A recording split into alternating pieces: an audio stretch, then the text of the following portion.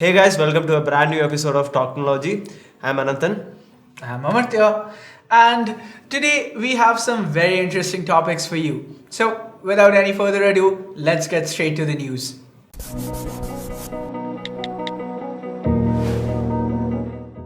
So the first news comes from POCO. So POCO is finally launching a truly original POCO device this year. They are calling it the POCO X3.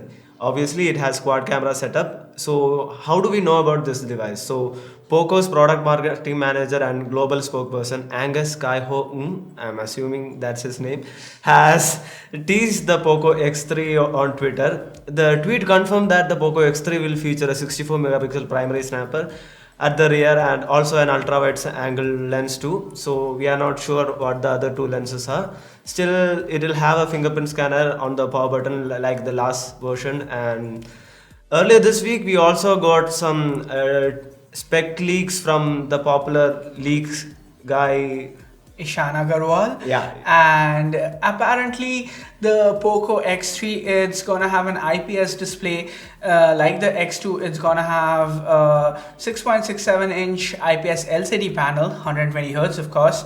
Along with that, what we are looking at is a Snapdragon 732.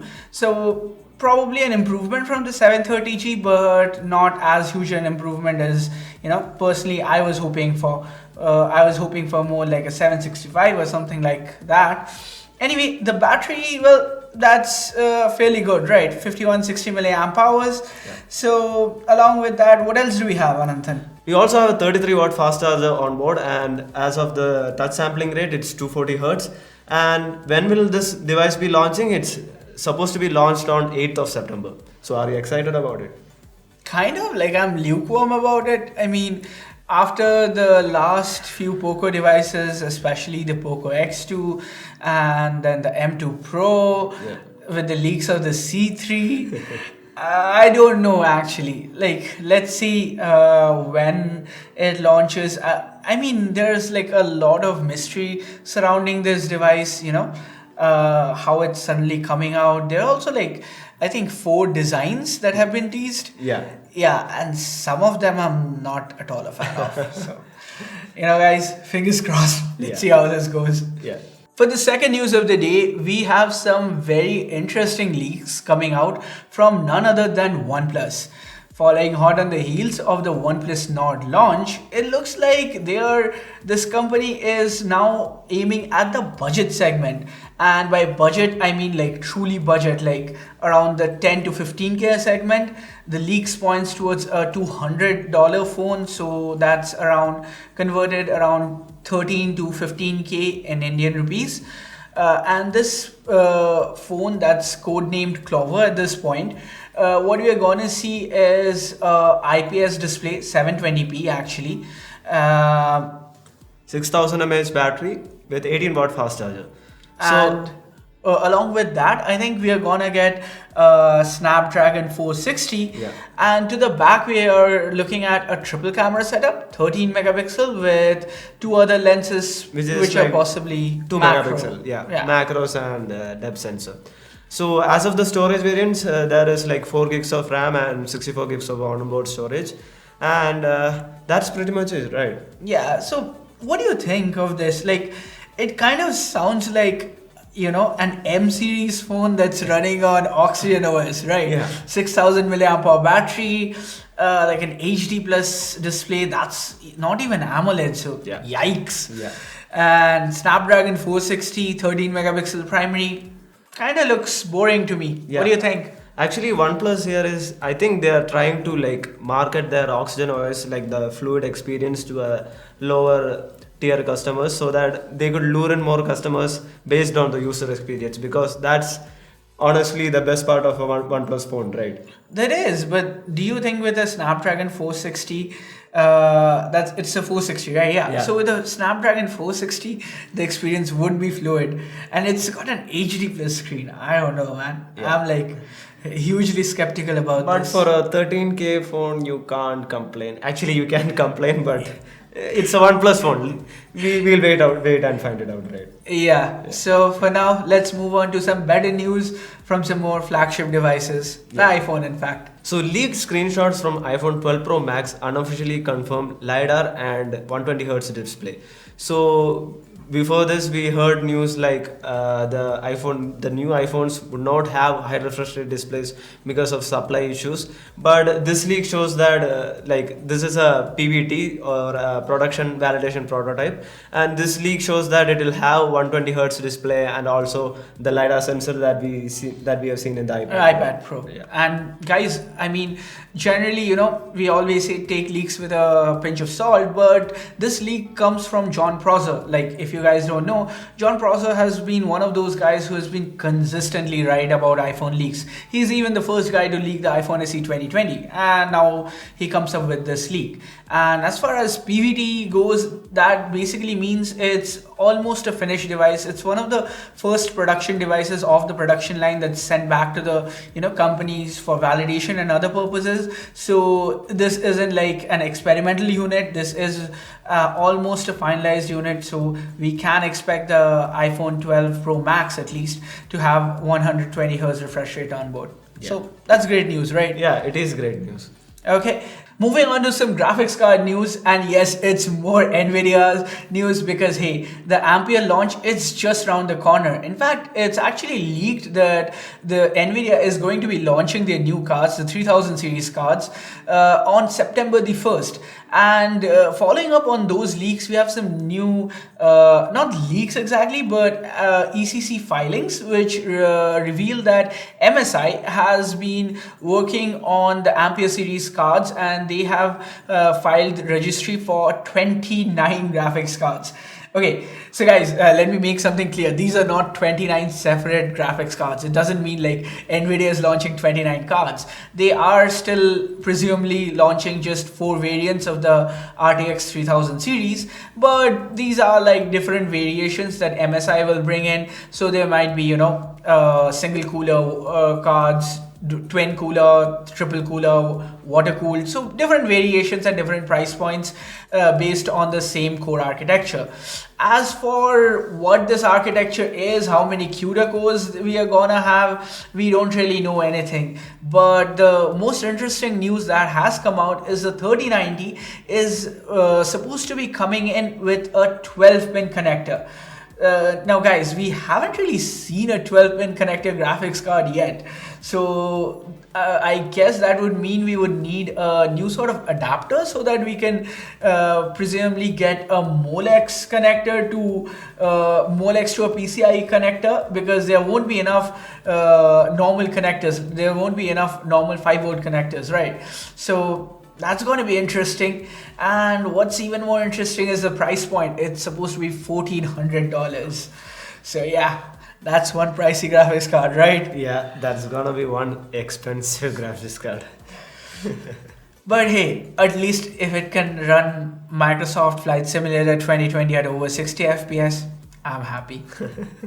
Next up, we have a leak about the LG Wing smartphone. So if you don't know what LG Wing is LG's way of looking at foldable devices. I won't call it a foldable device, but I mean, it's sort of like a hybrid, right? Like, yeah. As far as we have seen most foldables right now, they have like, we have seen the Galaxy Fold, right? We have also seen the Z Flip, the Moto Razr. So they're like the old flip phones. Yeah. The Z Flip is like, it's something. It's like, a dual screen device, right? It's a dual screen. It's more phone to a tablet. It's more closer to the Duo than to the Galaxy Fold. Yeah. But this is like, I don't know. It's like a T. Yeah. I mean, so okay. It basically folds behind the display, right? Yeah, it folds behind the display and it just pops out like a sort of like a secondary screen, but it's smaller. Yeah. The bigger screen, that's like 6.8 inch. The smaller, it's like a 4-inch display. It's like a square display. So I guess kind of think of it like if you are scrolling on comments on YouTube in the main screen, then the secondary screen could have something like your messages. Or maybe if you're playing a game like PUBG, and the second screen could have the map. That would be really nice, right? Yeah, that would be really nice actually. Yeah. But other than that, well, what other leaks do we have about the LG Wing? Wing, basically, we have a leaked video where we can see a guy using the phone inside a car, and he's like using it for maps and like he's attending calls and listening Yeah. to music at the same time. So that's a fair good use case scenario. But other than that and the PUBG thing, I cannot see myself using it. Yeah, I don't really think like. I mean, maybe there's another leaked screenshot where I saw it was like the smallest screen had the keyboard on it. Okay. I mean, I don't know. Like a 4-inch screen, I think it would be kind of cramped, but I don't know. I use like a very big version of, I use SwiftKey on my personal devices. Like whenever I'm reviewing a device, I won't use the OEM keyboard. I'll always download SwiftKey because I have like a theme and a size that I prefer. But yeah, if you are used to, typing on a smaller surface, why not? Yeah. And other than that, we have some leaks about the processor actually. It's supposed to be a 765 or a 765G, and it's not going to be like a flagship device. So it's not going to be a Fold 2. It's not going to, burn a giant hole in your wallet. But it's rather going to be something like the LG Velvet. Yeah. So an upper mid-range device, got some nice functionality to it. Kind of interesting, right? Yeah. I like what LG is doing with their Yeah. lineup this year. So they're not going all out. They're not trying to compete with the Samsungs and the Apples of this world. They're trying to carve out a new niche for themselves. Very nice. So following the backlash from US president, the TikTok CEO has apparently stepped down from like his position. Yeah. So former Disney executive Kevin Mayer was hired as the CEO of TikTok like back in mid-May, and now he's like stepping down because of all the allegations from Trump, obviously. Yeah, and I mean, it does kind of make sense because right now, as the situation for TikTok stands, like if there's no major court order changing things, TikTok has to be they have to either pull out of the US market, which means Kevin Mayer is out of a job, or they have to sell TikTok to someone else, which means Kevin Mayer is out of a job. So Not really, but Kevin Mayer is actually is also the CEO of ByteDance. So okay, fair he's enough. half out of job. Yeah, so he doesn't get to be CEO anymore. Yeah, fair. So right now the news seems like Oracle is actually interested in buying TikTok. I mean, have you guys heard of Oracle? The last time I heard of Oracle was when I was in second year in engineering and we had to do database management. Huh. Yeah. We had like what do you call it? We had DBMS and we had Oracle as the Yeah, backend, yeah. right? So yeah. So the next news comes from Xiaomi. So Xiaomi is apparently launching a under-the-display camera phone on 2021. Like we covered a news about the ZTE Axon 5G. That's also coming with the under-the-display camera, and they are calling it the first mass-produced under-the-display Display camera camera phone. phone, yeah. And that is actually launching on September 1st. Yeah. Yeah. So that's like, pretty near compared to 2021. That's like next year. But then, hey, the technology there, that's next gen. Like, guys, there are mainly two problems when you're putting the camera under the display, right? So if it's right at the edge of the display, like there's no screen or any element above it, then the camera can get a lot of the light that's falling on the glass panel, the lens cover basically of the camera. But when it's under the display, then there's the RGB pixels above it. Then there's a lot of the protective layer. So suppose if you have a Corning Gorilla Glass or you have Scott or any other sort of protective glass, so that like thickens the layer a bit. Along with that, we have the touch panel, so basically the digitizer layer. So that kind of adds up, and that means that even before we have seen in 2019 actually, Xiaomi teased some phones with under the display cameras, but that what happened is like in use, if you actually see the images from those cameras, they're kind of hazy, they don't look that good. And so, well, Xiaomi is claiming at least that with their new tech, the one that they're releasing in 2021, these cameras are just gonna take selfies that look as good as the ones from regular cameras. Now, I kind of tend to believe Xiaomi when they say things like this because, hey, they have a lot of experience with cameras, and they have been doing absolutely awesome tech when it comes to the Mi Mix series, right? Yeah. Like that folding display with Yeah. the Mi Mix Alpha. Yeah, Mi Mix that Alpha. looked absolutely That looked awesome. amazing. Okay, Xiaomi, I know there's very slim chance that you're actually watching this, but if you are, please give us a review unit. I just wanna hold that phone once. Same here, dude. Same here. So the next news comes from Amazon. So Amazon is joining in with the other competitors in wearables. Amazon is calling this the Halo Fitness Tracker, and apparently, yes, the Microsoft Halo, right? Yes, Master Chief. Yeah. So apparently, this can track your emotions and 3D, even 3D scan your body. Yeah, that's particularly amazing, right? But the thing here is, Amazon says they will not always track your voice. I don't know, but what they say is, if you have a prolonged conversation with someone, maybe you call up your mom, or you just have had an argument with your boss, Alexa would be, not Alexa actually, Amazon would be able to tell if how you're feeling, if you're feeling low, if you're feeling happy, elated, however it is. So of course, if something is gonna tell how you're feeling through your voice, it's gonna come with microphones. So the Halo comes with 2 microphones.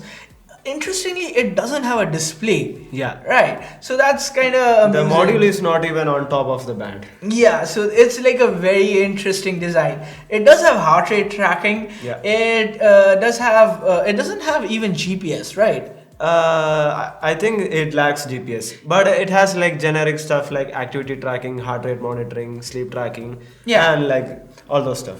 But it lacks Wi-Fi, GPS. So basically, it kind of lacks connectivity. It's mainly dependent on your phone. So it's connected to your phone via Bluetooth. So that's how it. Amazon says that all of the voice modulation, all of the voice analysis is picked up from the band, transferred to the phone, and done locally on the phone. So your voice is not sent to Amazon servers. But when it comes to the 3D scan, that is actually sent to Amazon servers. But again, they say that once the 3D scan is complete, they will delete it. We don't really, after all these privacy issues, sending a 3D scan to Amazon, I don't know how I feel about that. Fair. But yeah, and this is not, your run-of-the-mill 2000 rupee tracker either. It's kind of expensive, right? Yeah. So the regular pricing of it is $99, and that's not it. It also comes with a monthly subscription. That's $3.99. So $4 a month. That's for, again, your 3D scanning. So basically, okay, I didn't tell you guys what happens after you 3D scan. So yeah, it doesn't give you augmentations. This is not Deus Ex Machina. What it does is it tells you of your body weight, how much, water weight you have, what sort of exercises you should follow, basically stuff like that. Like, it's almost like your own fitness tracker, but this is more scientific since it's based on a 3D scan of your body. It also helps you meditate and all that sort of stuff, right? Yeah. So this subscription service, it's gonna cost $3.99 per month. But if you're one of the early birds, if you're one of the first who wants to give Amazon, a 3D view of your entire body, then you get it for $69 with 6 months of free subscription. So is it worth it? What do you say, Ananthan? It is worth it, but it is not $69, it is $64. Oh. But nice try. On to the next news. So sticking to the topic of wearables, OnePlus is apparently coming with a watch, and it features Wear OS and a Snapdragon 4100 chip. So it seems like the watch will launch along with OnePlus 8T. That's like 2 months far, right? Yeah, so that's kind of interesting. Okay, how much would you bet this would be a clone of the Oppo Watch? Pretty much, it is gonna be a clone of the Oppo Watch, right? Right, but actually, we got like a new launcher, a ColorOS based launcher on the Oppo Watch. So I don't know. What are you expecting with the OnePlus Watch? Maybe an OxygenOS based launcher? I think it would be pretty much Wear OS, and they'll add, like they did with the Oxygen OS, they'll add some little tweaks to make it more OnePlus-y, if that's a term. But if it's similar to Oppo Watch, I don't have complaints because it was a good device. It was a really good device. I really liked it. By the way, if you haven't seen our review of the Oppo Watch yet, here's a card to it. Anyway, that about wraps it up for this video. Hope you guys liked it. As usual, like, share, subscribe, and turn on notifications by hitting that bell icon if you haven't yet. This is Amartya This is Anantan. saying goodbye for the week. Have a nice weekend, guys. Bye bye.